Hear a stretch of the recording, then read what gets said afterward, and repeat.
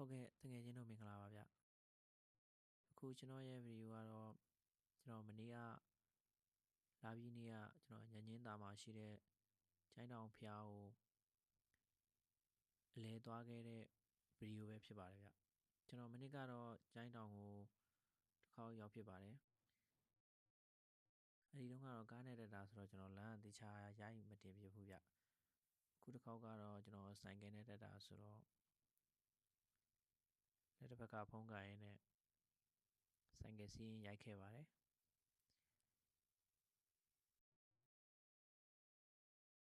ကျွန်တော်အဲဒီဗီဒီယိုလေးကိုအခုမရောက်ဖူးသေးတဲ့တငယ်ချင်းတွေလမ်းသိအောင်လို့ကျွန်တော်တင်ပြရခြင်းဖြစ်ပါတယ်ဗျလမ်းလေးကတော့နည်းနည်းမတ်တယ်ဗျဂူးဆိုင်ပြီးစီရပါတယ်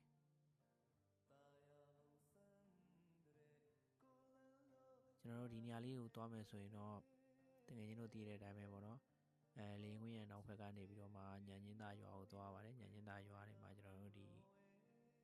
ကျောက်ဆယ်ဘက်ကိုသွားတဲ့လမ်းတိုင်းသွားပြီးတော့မှညဉ့်ညင်းသားရဲ့တောင်ဘက်နားလေးဘလောက်မှမွေးဘူးဗျ2မိနစ်စာလောက်ဆိုလို့ရှိရင်ကျွန်တော်တို့ခုနကမြင်ခဲ့ရတဲ့မိုးဦးတိုင်းလေးတက်ခဲ့ရုံပါပဲဗျတောင်ကနည်းနည်းမြင်တော့ဆိုင်ကယ်ကိုစက်ကုံဖွင့်ပြီးတော့မှတက်ရပါတယ်ဟာလေးတော့ဂူးဆိုင်ရပါမယ်ဗျတောင်ကမြင်တော့ရှုခင်းလဲလှပါတယ်ဒီတစ်ခေါက်ကတော့ကျွန်တော်ရှုခင်းပုံကသိအများကြီးခဲတော့ဘူးဗျအရင်တစ်ခေါက်ကတင်ထားတယ်လည်းအများကြီးရှိရဆိုတော့နည်းနည်းလေးပဲရိုက်ခဲ့ပါတယ်အဓိကကတော့ကျွန်တော်တောင်တက်လန်းကိုပဲအဓိကထားပြီးရိုက်ခဲ့ပါတယ်ဗျကျွန်တော်တို့တောင်ပေါ်ကို9မိနစ်လောက်တက်မယ်ဆိုရင်တော့ဒါကျိုင်းတောင်ဖျားကိုရောက်ပါပြီဒီဘွားနေရှုခင်းကြည့်မယ်ဆိုရင်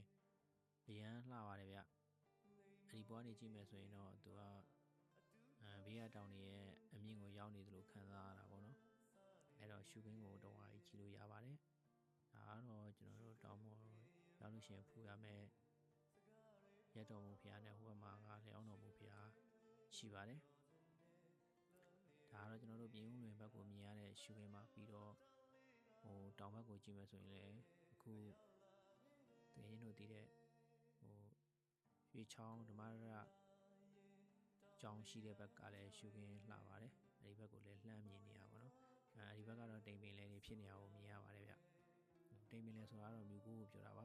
စောင်းကဒီမှာထားတဲ့တိမ်ပင်လည်းမျိုးကိုပြောမှာမဟုတ်ပါဘူး